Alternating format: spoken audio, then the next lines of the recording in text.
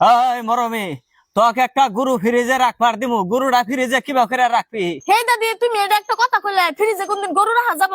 রাহা যাবো একবারে সহজ। ফ্রিজটা গুছাইলি, গরুটা ঢুকাইলি, আবার ফ্রিজটা বন্ধ করলি। ও ঠিকই তো। আর একটা প্রশ্ন, এখন একটা মোষ তক ফ্রিজে রাখবার দেওয়া হলো, মোষটা তুই ফ্রিজে কিবা করে রাখবি? ফ্রিজটা গোছামু, ফ্রিজের মধ্যে মজ ঢুকামু, ফ্রিজটা বন্ধ করে দিমু।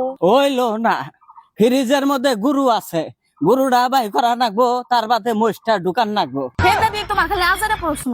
এই মাগে তুই আগ করস কে?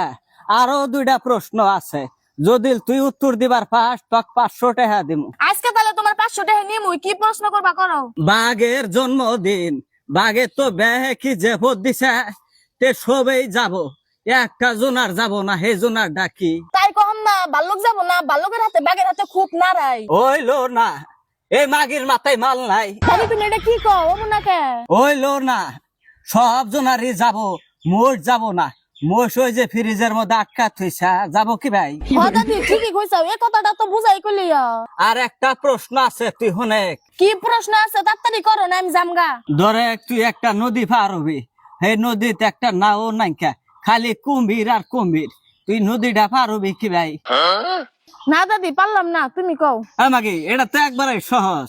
বাঘের জন্মদিন, কুম্ভীর কি নদী থাকবো? বাঘের জন্মদিন খাবার গেছে, খালি তুই নদীটা তুই হাতুর ফেরাই পার হবি। হে দাদি তোমার হাতে পেছল মারে, আমি মাথা নষ্ট করে হাম না। প্রশ্নের উত্তর দিবার পাও না, মাথা তো নষ্ট হবই।